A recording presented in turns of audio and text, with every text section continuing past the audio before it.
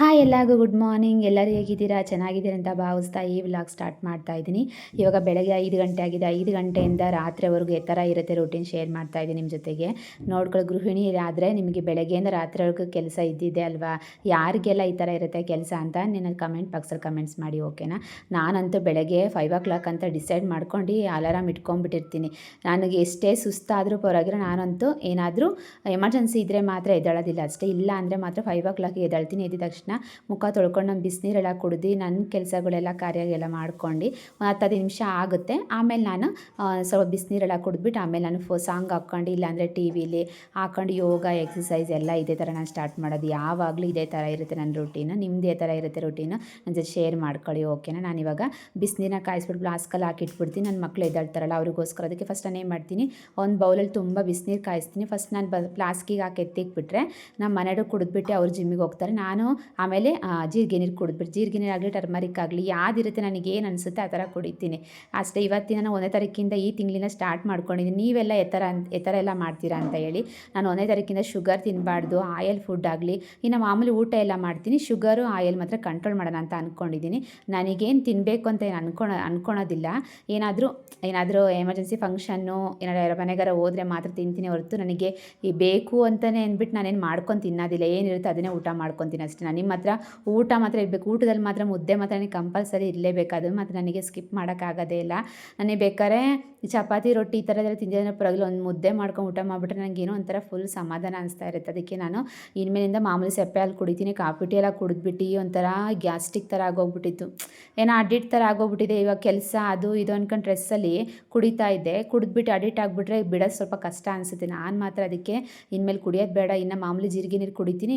ಟಿಫನ್ನ ಇಲ್ಲಾಂದರೆ ಅಂಬ್ಲಿ ಏನಾರ ಕುಡಿದ್ಬಿಟ್ಟು ಬೇಕಂದರೆ ಹಾಲು ಮಾತ್ರ ಬಿಸಿ ಹಾಲನ್ನ ಸ್ವಲ್ಪ ಟರ್ಮರಿಕ್ ಹಾಕೊಂಡು ಕುಡಿಯೋಣ ಅಂತ ಡಿಸೈಡ್ ಮಾಡ್ಕೊಂಡಿದ್ದೆ. ಇವತ್ತು 1ನೇ ತಾರೀಕಿಂದ ನಾನು ಸ್ಟಾರ್ಟ್ ಮಾಡ್ಕೊತಾ ಇದ್ದೀನಿ. ನೀವು ಒಂಥರ ಮನಸ್ಸಿಗೆ ಫುಲ್ಲು ಒಂಥರ ನಿರ್ಧಾರ ಮಾಡ್ಕೊಬಿಡಬೇಕು, ತಿನ್ನೋದಿಲ್ಲ ಕುಡಿಯೋದಿಲ್ಲ ಅಂತ ಮಾಡ್ಕೊಂಡ್ರೆ ಮಾತ್ರ ಮಾಡೋಕ್ಕಾಗೋದು. ಇಲ್ಲ ಅಂದರೆ ಮಾತ್ರ ಏನು ಮಾಡೋಕ್ಕೆ ಆಗೋದಿಲ್ಲ. ಮನಸ್ಸಲ್ಲಿ ಏನು ಅನಿಸುತ್ತೆ ಫಸ್ಟ್ ಅದನ್ನು ಮಾಡ್ಕೋಬೇಕಲ್ವ? ಅದಕ್ಕೋಸ್ಕರ ನಾನು ಈ ಥರ ಡಿಸೈಡ್ ಮಾಡ್ಕೊಂಡಿದ್ದೀನಿ. 21 ದಿವಸ ಚಾಲೆಂಜ್ ಮಾಡ್ಕೊಳ್ಳಿ. ನಿಮಗೋಸ್ಕರ ನೀವೇ ಚಾಲೆಂಜ್ ಮಾಡ್ಕೊಳ್ಳಿ. ನಾನು ಅದಕ್ಕೋಸ್ಕರ 21 ದಿವಸ ಶುಗರು ಆಯಿಲ್ ಎಲ್ಲ ಕಂಟ್ರೋಲ್ ಮಾಡೋಣ. ತಿಂತೀನಿ, ಏನೋ ಬೋಂಡ ಏನಾರ ಮಾಡಿದ್ರೆ ಏನಾರ 1-2 ತಿಂತೀನಿ ಅಷ್ಟೇ. ಅದಕ್ಕೆ ಇವಾಗ ಜೀರಿಗೆ ನೀರೆಲ್ಲ ಕುಟ್ಬಿಟ್ಟು ಸಾಂಗ್ ಹಾಕ್ಕೊಂಡು ನಾನು ಎಕ್ಸಸೈಸ್ ಮಾಡ್ಕೊತೀನಿ. ಯೋಗ ಎಕ್ಸಸೈಸ್ ನಿಮಗೆ ಕಂಫರ್ಟೇಬಲ್ ಅನಿಸುತ್ತೆ ಅದನ್ನು ಮಾಡಿ. ನನಗೆ ಒಂದು ಸ್ವಲ್ಪ ಎಕ್ಸಸೈಸು ಮಾಡ್ತೀನಿ, ಸ್ವಲ್ಪ ಕುತ್ಕೊಂಡು ಯೋಗ ಎಲ್ಲ ಮಾಡ್ಕೊತೀನಿ.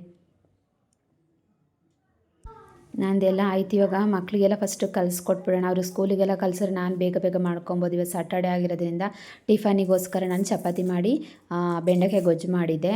ಅದನ್ನ ರೆಸಿಪಿ ತೋರಿಸಿದ್ದೀನಲ್ಲ, ಮತ್ತೇನು ಶೇರ್ ಮಾಡೋದಂತ ನಾನು ತೋರ್ಸೋಕ್ಕೆ ಹೋಗಲಿಲ್ಲ.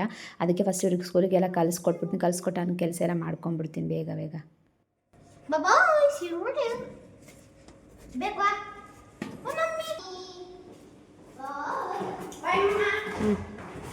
ಇನ್ನು ಅವ್ರಿಗೆ ಸ್ಕೂಲಿಗೆಲ್ಲ ಕಲಿಸ್ಕೊಟ್ಮೇಲೆ ನಿಮಗೆ ಗೊತ್ತಿರುತ್ತೆ ಅಲ್ವಾ, ಮಕ್ಕಳು ಬಟ್ಟೆ ಆಗಲಿ ಅಲ್ಲಿ ಇಲ್ಲಿ ಇಟ್ಟಿರ್ತಾರೆ, ಅದನ್ನೆಲ್ಲ ತೆಗೆದು ಫಸ್ಟ್ ಅಲ್ಲಿಗೆ ಇಟ್ಟುಬಿಟ್ಟು ನಾವು ಕೆಲಸ ಮಾಡ್ಕೊಳೋಷ್ಟೊತ್ತಿಗೆ 1 ಅವರ್ 1.5 ಗಂಟೆ 2 ಗಂಟೆ ಹಾಗೆ ಆಗುತ್ತೆ. ಮನೆಯೆಲ್ಲ ಕ್ಲೀನಾಗಿ ಒರೆಸ್ಕೊಂಡು ನನ್ನ ಕೆಲಸಗಳು ಮಾಡ್ಕೊಂಡು ನಾನು ಸ್ನಾನ ಮಾಡ್ಕೊಂಡು ಎಲ್ಲ ಬಟ್ಟೆ ಎಲ್ಲ ಇತ್ತು ವಾಶ್ ಮಾಡಿ ಎಲ್ಲ ಒಣಗಾಕೋದಾಗಲಿ ಪ್ರತಿಯೊಂದು ಚಿಕ್ಕ ಕೆಲಸನೇ ಅದೇ ಜಾಸ್ತಿ ಹಿಡಿಯುತ್ತೆ. ಸರಿ ಅಂತ ಎಲ್ಲ ಮಾಡ್ಕೊಂಡು ಇವಾಗ ಸ್ನಾನ ಮಾಡ್ಕೊಂಡು ಇವಾಗ ದೀಪ ಹಚ್ತಾ ಇದ್ದೀನಿ.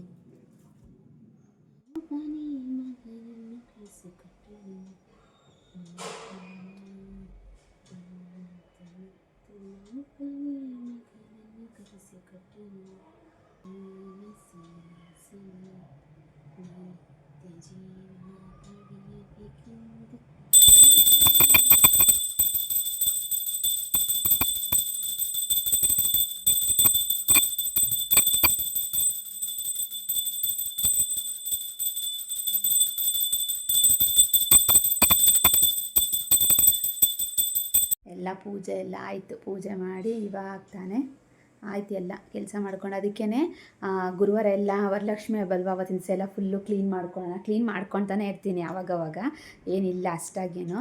ಅದಕ್ಕೆ ಸರಿ ಬಿಡು, ಗುರುವಾರ ಮಧ್ಯಾಹ್ನ ಇಲ್ಲಾಂದರೆ ಸಂಜೆ ಅಷ್ಟು ಎಲ್ಲ ಕ್ಲೀನ್ ಮಾಡಿ ಎತ್ತಿಟ್ಕೊಂಬಿಟ್ರೆ ಶುಕ್ರವಾರ ಬೆಳಗ್ಗೆ ಪೂಜೆ ಮಾಡೋಕ್ಕೆ ಸರಿ ಆಗುತ್ತೆ. ಅದಕ್ಕೋಸ್ಕರ ನಾನು ಇವಾಗ ದೇವ್ರ ಪಾತ್ರೆ ಎಲ್ಲ ಬೆಳಕೊಂಡು ಪೂಜೆ ಮಾಡಿಕೊಂಡೆ. ಶನಿವಾರ ವಾರ ಅಲ್ವಾ, ಅದಕ್ಕೆ ಇನ್ನೇನಿಲ್ಲ ಎಲ್ಲ ಕೆಲಸ ಮಾಡಿಕೊಂಡೆ.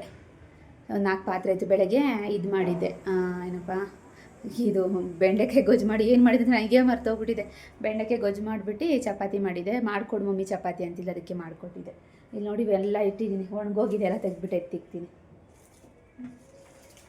ಹೂವು ನೋಡಿ ಎಲ್ಲ ಇದು ತೊಳ್ದಾಕಿದ್ದು ಫುಲ್ಲು ಧೂಳಾಗೋಗ್ಬಿಟ್ಟಿತ್ತು. ಎಷ್ಟು ಧೂಳಾಗಿತ್ತು ಗೊತ್ತಾ ಎಲ್ಲದನ್ನು. ಇವಾಗ ಎತ್ತಿಕ್ಬಿಡ್ತೀನಿ ಅಷ್ಟೇ. ಇನ್ನು ನನ್ನ ಮಕ್ಳಿನೇ ಬರ್ತಾರೆ ಇವಾಗ ಬಂದ ತಕ್ಷಣ ಏನಾದರೂ ಮಧ್ಯಾಹ್ನಕ್ಕೆ ಏನೋ ಒಂಚೂರು ಲೈಟಾಗಿ ಮಾಡ್ಕೊಂಡು ಸ್ಟಿಚಿಂಗ್ ಇದೆ ಸ್ವಲ್ಪ, ಅದನ್ನು ಮಾಡ್ಕೊಬೇಕು. ಅಲ್ಲಿ ಅಮ್ಮಗೆ ಎಂಬ್ರಾಯ್ಡಿಂಗ್ ಕೊಟ್ಟಿದ್ದೀನಿ, ಅದನ್ನು ನಾಳೆ ನಾಡ್ದು ಐಬ್ರೋನು ಮಾಡಿಸ್ಕೊಬರಬೇಕು. ನೋಡಿ ಐಬ್ರೋ ಎಲ್ಲ ಇಷ್ಟೊಂದಿದೆ ಅಂತ, ಅದಕ್ಕೆ ಐಬ್ರೋ ಮಾಡಿಸ್ಕೊಬರೋಕ್ಕೆ ಸೋಮವಾರ ಯಾವಾಗಾರ ಹೋಗ್ತೀನಿ. ಇನ್ನು ಮಂಗಳವಾರ ಬುಧವಾರ ಅಂದ್ಕೊಂಡು ಅದು ಇದು ಕೆಲಸ ಅಂದ್ಕೊಂಡೇ ಇರ್ತೀನಿ, ಅದಕ್ಕೆ ಹೋಗೋಕ್ಕಾಗೋದಿಲ್ಲ.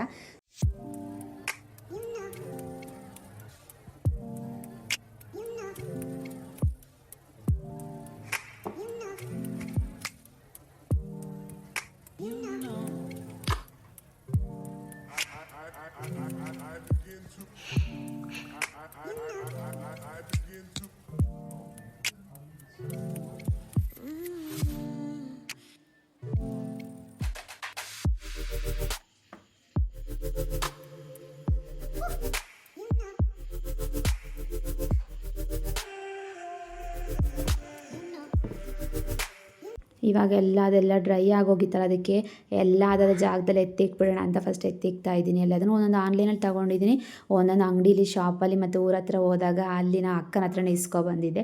ಒಂದೊಂದು ಮಾತ್ರ ಇಲ್ಲಿ ಚಿಕ್ಕ ಪುಟ್ಟದ ಅಂಗಡಿಗಳಲ್ಲಿ ಇರ್ತದಲ್ಲ ಅಲ್ಲೆಲ್ಲ ತೊಗೊಂಡಿದ್ದೆ ಅಷ್ಟೇ. ನೀವು ಬೇಕು ಅಂದರೆ ಕಮೆಂಟ್ ಬಾಕ್ಸಲ್ಲಿ ಕಮೆಂಟ್ ಮಾಡಿ ಓಕೆನಾ. ನಾನು ಇದನ್ನು ಆನ್ಲೈನಲ್ಲಿ ತೊಗೊಂಡಿದ್ದೆ, ನನಗೆ ಇದು ತುಂಬ ಇಷ್ಟ ಆಯಿತು. ಪ್ಯಾರಟ್ ಥರದ್ದು ಲೀವ್ಸ್ ನನಗೆ ಫಸ್ಟ್ ದಿವಸ ಇಷ್ಟ ಆಗಿಬಿಟ್ಟೆ. ನಾನು ಈ ಮನೆ ಬಂದ ತಕ್ಷಣ ಏನೇನು ಬೇಕು ಅದೆಲ್ಲ ನಾನು ಆನ್ಲೈನಲ್ಲಿ ಬುಕ್ ಮಾಡ್ಕೊಂಡು ತಗೊಂಡಿದ್ದೆ. ಮ್ಯಾಟು ಅಷ್ಟೇ, ಆಮೇಲೆ ಪಾಟ್ಗಳು ಅಷ್ಟೇ ಈ ಥರ ಇಟ್ಕೊಂಡಿದ್ದೀನಿ ಎಲ್ಲದನ್ನು. ನೋಡಿ ಅನ್ನ, ಬಿಸಿ ಬಿಸಿ ಅನ್ನ, ಮೊಸರು. ಇವತ್ತು ಮೊಸರು ಒಗ್ಗರಣೆ, ಮೊಸರು ಒಗ್ಗರಣೆ ಇಲ್ಲಾಂದರೆ ಮೊಸರನ್ನ ಅಷ್ಟೇ. ನಮ್ಮ ಮನೇಲಿ ಬರೋಲ್ಲ ಅಂತ ಅಂದ್ರಲ್ಲ ಅದಕ್ಕೆ. ನನ್ನ ಮಗಳು ಅನ್ನ ಇಕ್ತಾ ಅದರಲ್ಲೆಲ್ಲ 3 ಜನಕ್ಕೂ.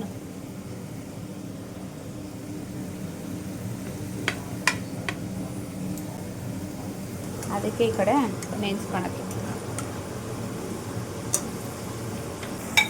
ಅದು ಅಪ್ಪುಗ ಜಾಸ್ತಿ ಹಾಕೋಣ ಬಿಟ್ಟು ಆಮೇಲೆ ಹಾಕೋಣಂತೆ. ಇಷ್ಟು ಜಾಸ್ತಿ ಆಗುತ್ತಾ? ಹಾಕು ನೀನು ಯಾವ್ದು ಆ ಕಡೆ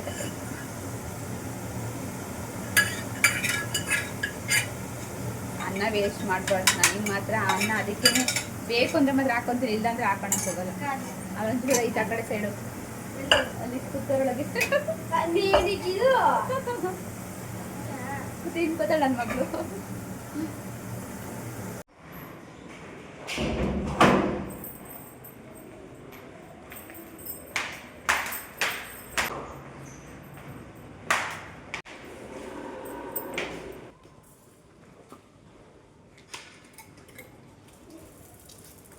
ತಗೋಬಾ, ನಡೀರಿ ನಡೀರಿ ನಡೀರಿ. ಸೈಡಲ್ಲಿ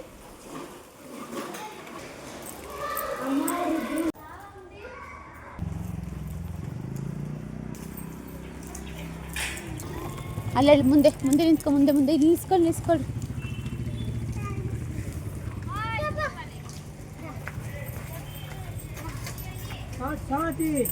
ಅಣ್ಣ ಎಷ್ಟು ಹುಣಸೆಹಣ್ಣು? 60. ಇದಿಷ್ಟಕ್ಕೆ ಕೊಡಿ, ಹುಚ್ಚಲ್ಲಿ ಕೊಡಿ. ಎಷ್ಟು? 1/4 kg 80 ರೂಪಾಯಿ. ಎಷ್ಟು ಕೊಡಿ? ಅಷ್ಟೇ. 48, 50, 60, 158. ಆಮೇಲೆ ಅಷ್ಟೇ. ಸರಿ, ಇವಾಗ ಇದಿಷ್ಟು ತಗೊಳಕ್ಕೆ ಅಷ್ಟೊಂದು ಮಾಡೋದು ನಡಿ. ಬೇಡ ಇಟ್ಕೋತೀನಿ. ಬಾ. ನನ್ನ ಮಗಳು ಸೈಕಲ್ ಮೇಲೆ ಕೂರ್ಸ್ಕೊಂಡು ಹೋಗ್ತಿದ್ದಾಳೆ. ಯಪ್ಪ ಎತ್ಗಿತ್ತಾಗ್ತಾಳೆ. ನಾನು ಓಡಿಸ್ತೀನಿ. ಅಮ್ಮನ ಭೂಮಿ ನೋಡಿ ಉತ್ತಿಗೆ ತಿನ್ಕೊಂಡು ಹೋಗ್ತಾ ಇದ್ದೀನಿ.